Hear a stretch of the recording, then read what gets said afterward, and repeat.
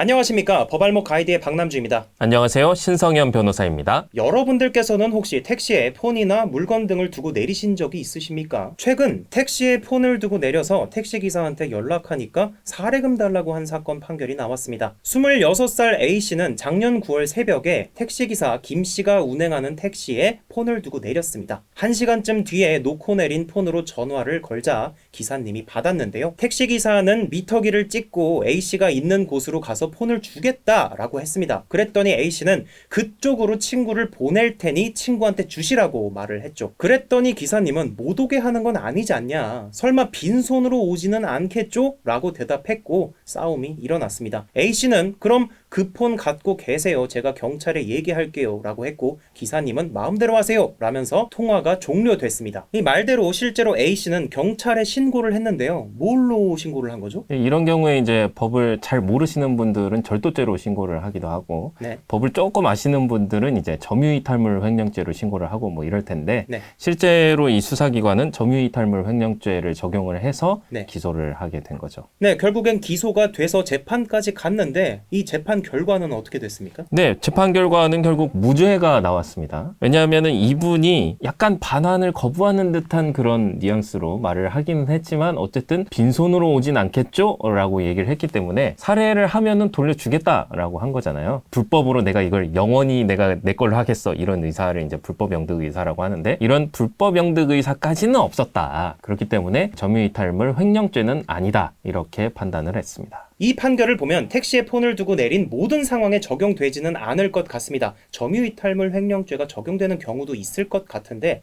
어떤 경우가 이에 해당될까요? 구체적으로 말씀을 드리면 가장 쉬운 게 처분해버리는 거죠. 갖다가 팔거나 하면 불법 영득 의사가 인정이 될 거고 실제로 팔지 않았더라도 팔려고 했어도 역시 마찬가지로 인정이 될 거고 막 여기저기 전화를 하면서 마치 내 전화인 양 이렇게 하더라도 좀 애매하긴 합니다만 충분히 불법 영득 의사 있는 걸로 판단받을 여지가 있고요. 그리고 이 횡령죄에 있어서는 이 반환을 거부하는 행위가 횡령 행위와 마찬가지일 정도로 여겨지는 그런 행위로 판단이 되면 역시 횡령죄가 적용이 되거든요. 아까 이제 살해는 충분히 할 거죠 뭐 이런 식으로 얘기를 했는데 그게 아니라 내가 왜 줘? 뭐 이런 식으로 해가지고 반환을 거부한다거나 하면은 역시 불법 영득 의사가 있는 걸로 판단받을 수 있습니다. 그런 경우에는 점유이탈물 횡령죄가 적용이 될 수 있겠죠. 이 법적으로 사례비를 요구하는 거 정당한 행위인가요? 네, 우리가 이제 일상적인 용어로는 분실물이라고 하는데 법상으로는 이걸 유실물이라고 하거든요. 이 유실물 관련 법 규정에 5%에서 20% 사이에서 살해를 하도록 이렇게 규정이 되어 있습니다. 그러니까 당연히 살해를 요구하는 건 정당한 권리라고 볼 수 있죠. 그러면은 폰을 놓고 내렸을 때 얼마 정도의 사례비를 주는 게 이 법적으로 맞는 거죠? 뭐 5%에서 20%니까 뭐 그냥